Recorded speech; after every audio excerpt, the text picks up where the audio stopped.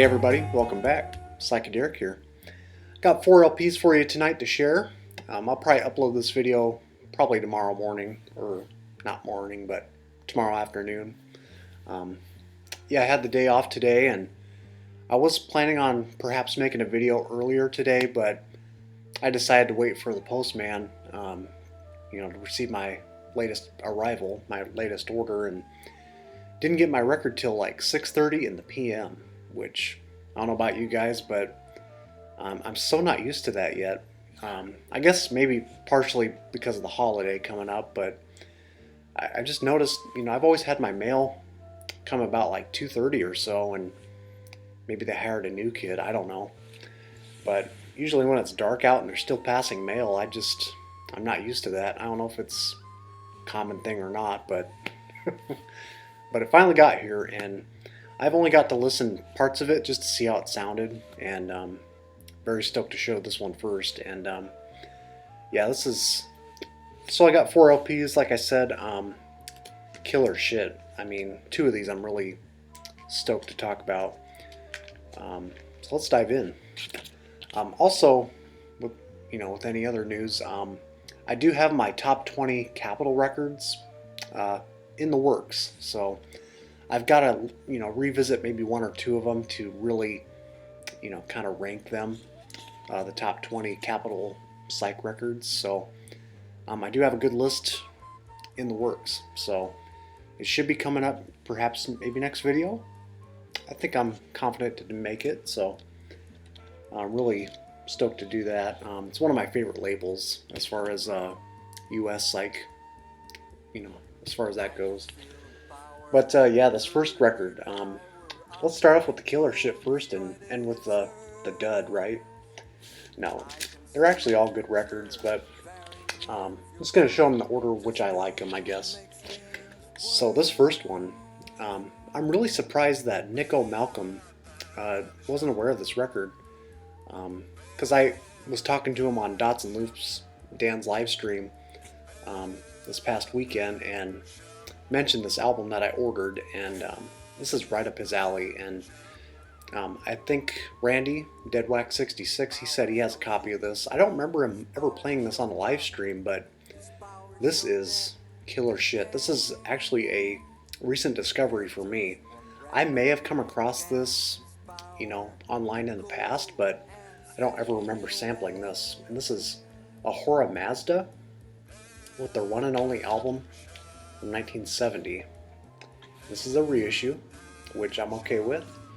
Reissues even seem kind of scarce of this one. This one came out in 1999, and it was originally on the Catfish label, and this is on the Pseudonym label, which has released a lot of great, heavy psych reissues over the years. And this is one I was not familiar with until I just decided to give it a random listen a couple weekends ago, and this one just like blew my mind instantly. So these guys are from the Netherlands area. They're a Dutch band, sort of related to, I guess, Group 1850. There might be some connection there. Definitely sound like them. I could see this being like their, after their 3rd album, this could be like a continuation of their sound. So yeah, you have an opening track called Spacey Tracy, which is enough to just be like, okay, Derek, I'm gonna listen to this.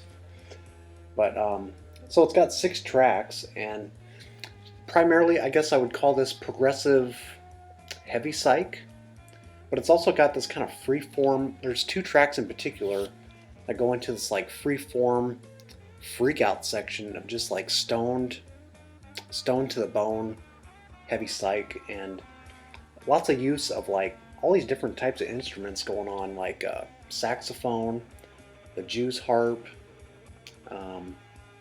flute, lots of flute on here, which really takes the cake for this one. Absolutely love the sound they're going for. And so my favorite tracks are the first 2 tracks on side 2, Fallen Tree and Power. And I love the lyrics to Power. It's just so, it's like 2020's anthem if you listen to the track. Just how apocalyptic it sounds, and you know, how we have to survive this pandemic, you know, and it was just so fitting at the time to listen to this, and absolutely insane. So yeah, it lists all the different instruments they do, like tabla, and we got an instrument called Hell's Rattles. I don't think I've ever heard that term, but I dig that cover art too. That's kind of what you're going to get into, just a slushy mess of like aesthetic rock, man. Lots of heavy fuzz on here. The vocals are in English, but they definitely have that, you know, Dutch accent to them, you know, from their key region. And so this is just excellent. If you guys love Group 1850 and you know, German space rock, you know, emerging out of the late 60s kind of sounds, this is definitely one to pick up on, and I'm so glad I listened to this when I did. These are just the kind of sounds I'm really trying to get into lately, is a lot of like European, foreign psych territory, which I'm really lacking, you know, considering all the amount of US psych I'm trying to pick up as well. But, you know, reissues are kind of getting pricey as well, and they're hard to find online sometimes. But the sound quality, I do recommend this pressing. It sounded amazing. Got great clarity to it. A Horrormazda, which I think is like a ancient god. I was looking up on it a little bit. I don't remember what deity it is, but yeah, it's apparently referencing some Egyptian or ancient god of some sort. Cool stuff. So if I could recommend any record out of this video, it'd definitely probably be a Horrormazda. I was blown away by that. But also this one too. As far as like taking a gamble on this, because I didn't really know which pressing to pick up on. There was surely no way I was going to get an original down the road, but this is one that I was kind of looking at pressings, you know, for many years, and just could never decide, you know, because I wanted this to have great clarity and just, you know, have a true reissue for this great album. And I've just sampled this online so many times, and finally bit the bullet and picked up a copy. And this is the reissue to get if you guys ever decide to pick this up. And there's a funny story with this one. This is called Nevermind by Damon A, or A, and LAK, and Brother Clark. This came out in 1973. It's a private press out of Minnesota.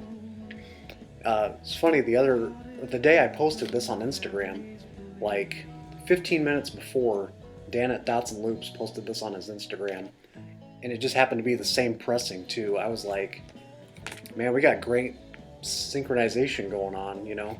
This is crazy, out of all albums too, you know. So yeah, private press. This is one I've been after for years, like I said. Just didn't really know which pressing to, you know, settle down with. This is the Nero's Neptune copy from 2009. And I mean, the whole package feels like a Gearson release. I'm really impressed by the package. It's got kind of a soft texture on the sleeve, but also the vinyl copy, even for being like a low fidelity recording, you know, originally, it's got a lot of great clarity despite, you know, the kind of odd mixing that the album initially had. It's still in there, but as far as like the clarity and the voice and all the instruments going on, I was really impressed by, you know, the clarity of it. I think a lot of it has to do because I also even bought a new replacement needle. I think the old one, the one I bought back like in, you know, 4 or 5 months ago, it's kind of wearing out already, and I realized it wasn't the original replacement for my turntable. And you know, it played okay, but I could notice the bass was a little too heavy or something, and I finally got the correct replacement for my Technics player, and I just noticed a tremendous difference, and it really plays part of, like, you know, part of the clarity, like I said, of this album and a Horrormazda.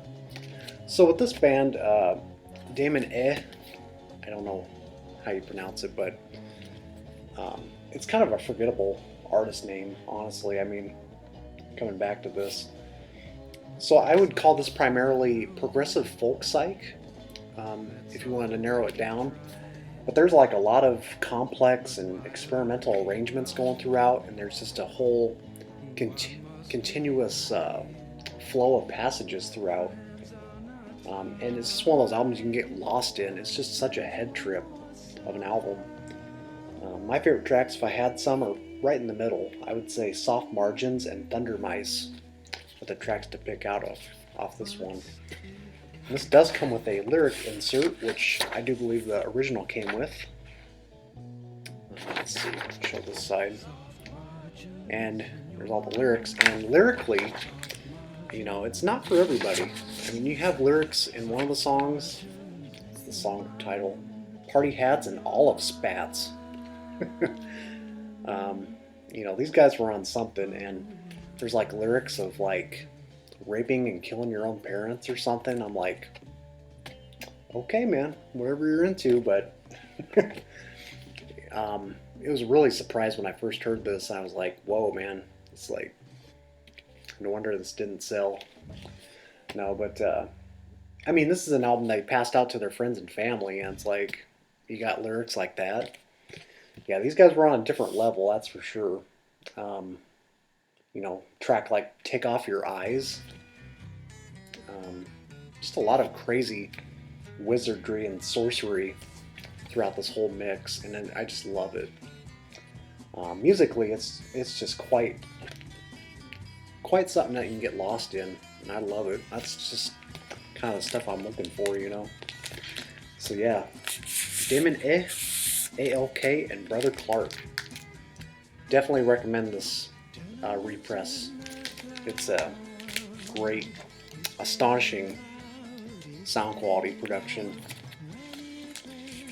Okay, and then this next one I picked up on. This is the original copy of kind of a scarce record. This one I just kind of took a blind chance on. This is one I've seen online and in the Acid Archives as something like, you know, kind of a blues, hard rock kind of gospel record. And I've always seen the record online. I may have sampled it once or twice on YouTube, but never really got hooked on it. And I just happened to be looking at it on Discogs and found a copy for 25 bucks, which is quite a deal for this. And I'll explain why. So this is A Gap. This is their album Gospel Hard Rock. And as you can see, it's an image of Jesus on the cover. And this is a repress on the Mark label. Even the repress, though, is, you know, still goes for good money. It was initially on it wasn't on a label, I don't think. It was just self-released, and this is like a power trio, I think. It shows 4 members, but they were mostly a power trio, if I'm not mistaken. Based out of West Coast area in California.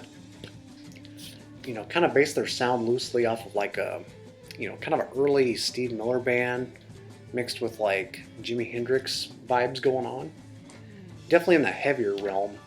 And I would say my favorite tracks are Freedom, Rejoice, and Trust. Yeah.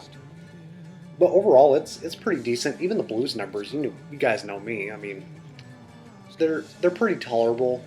I wouldn't say they're distracting for my taste. They do keep it kind of simple, but they keep it heavy enough to keep me interested, and what they're doing is pretty good. Freedom has a great fuzz solo. It's probably my favorite track. And Rejoice kind of opens up with these, you know, kind of whimsical sounds in the beginning, and then kind of goes into the spoken word section. And also with this album, it's got very preachy vocals, which may throw listeners off. It's definitely prominent. I mean, there's no doubt there, but it's musically, you know, it saves it for me. So I would say this is a good pickup. So kind of a blind buy, but the outcome was pretty good. So the record has a lot of light scratches on it, and it does have like a slight warp. And it was graded a G+, but you know, I always check the sellers on Discogs to see like what their definition of G plus is. As you can see, there's quite a lot of, you know, light marks on there. It doesn't look very good, but it does play pretty well. I mean, I would say like a BG rather than a G plus. I mean, G plus is still pretty low grading, but if the music overpowers well enough and the surface noises are very, you know, in focus, it doesn't bother me too much. And I think it worked out pretty well with this copy, and 25 bucks is a great deal on this. Clean copies can go about, you know, 100 bucks or so. So, really glad I checked this one out.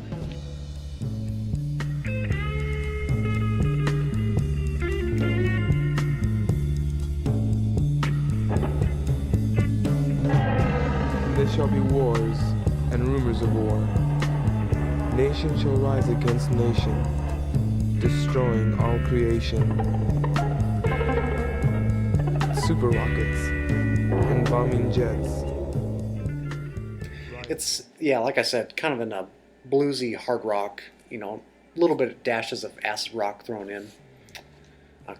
Emerging out of the late 60s. So it came out in 71. And then finally, this is the cheapie of the bunch, and I'm probably going to be listening to this, you know, a little later, but I'm really glad I picked this up. This is one I discovered, I think, late last year, early this year, somewhere around there, and I've always known about this band with their hit Bottle of Wine. And I picked up on their final studio LP, Come On React. It's on the Atco label. Came out in '69. These guys started, of course, back in the early 60s. Had some hits. Can't recall them at the moment, but Bottle of Wine is the one I knew first, and that was their previous album, which also had some psychedelic variations on it. Tracks like Groovy Motions. It's arguably their most psyched out track. It's got great vocal delays and nice fuzz thrown in. It was also released on 45. And the other track, Barbara White, from that album is very good too. It's another fuzz rocker. But this one, it's probably, as a full album, probably their most consistently their best as far as like someone like me, you know, into psych and late 60s pop. This one does it for me. And yeah, I was listening to it on YouTube, and I was just kind of like, wow, that's interesting choice of instruments, because they throw in like the synth and or the Moog synthesizer, and you know, has these like jingly guitars, and there is some fuzz thrown in too. Probably the best version of Codyne. It's like an upbeat folk rocker. And Light in the Window, which was also covered by Gainsborough Gallery from Canada, which I think these guys did it first because the guy that wrote that track was in the Fireballs, so he may have done it first. The whole side 1 is great, and Mr. Reeves on side 2 is probably the most psyched out effort on this one. It's got some nice fuzz thrown in, kind of weird lyrics thrown about. Then they do some covers, you know, lots of covers, really. And there might be like 2 or 3 throwaway bubblegum tracks, but overall, pretty damn good for being a record you could find for 10 bucks all day long, you know. So the Fireballs, and you know, guys like this, you know, probably almost hitting 30 years old, trying to be hip with the whole pop scene at the time. You can definitely tell that's very apparent in that record. So yeah, very stoked about my latest additions, and got to be listening to that Horrormazda soon. I'm probably going to listen to it after this video, so I'm probably going to try and throw in a video in the middle too of the A-Gap record. So yeah, that's about it. I got I think just a couple records coming in the mail yet. One I really needed a long time ago, and one I also took kind of a blind chance on. I saw on eBay for 30 bucks. So yeah, that about does it, guys. Hope you guys stay safe out there. And, if you guys want my opinion on the holiday, you know, like I've probably said in previous videos, I'm kind of in the midst of this whole virus. It's really peaking here in Nebraska. And, um, it's just my opinion, but I think we just all need to hunker down yet. I mean, we got to cancel Thanksgiving, but who am I to say, right? I can't stop everybody. Because what are we really thankful for this year? I mean, we got a virus thrown in our hands, right? But that's just me. I'm working on Thanksgiving, so yeah, I'm in the midst of it and I'm seeing it all. But thankfully, none of our residents at the place I work at is um, no one's tested positive yet, so that's very good news so far. So I'm just gonna keep it up and keep trucking, and I can't really do much here at home. I mean, so I'm not going out very much, and just really it kind of sucks. But as far as like what records I'm getting for what my hobby is, it's all coming together, and I'm really pumped to share my top 10 finds of this year. Almost have to do like a top 10 psych and top 10 private press. It's that good this year. So thanks for tuning in. Thanks for all the support on my channel. Also, I never mention that enough. I'm just thankful you guys are enjoying my videos, and even the people I see comment daily but don't know them personally, and all the people that email me that don't have YouTube channels. Appreciate all the feedback, and yeah, I'm just trying to stick it together, and hope I can just open some minds and ears to these sounds. It's really what I'm passionate about, and that's why that's why I keep this channel up. So anyways, guys, take care, and we shall see you soon.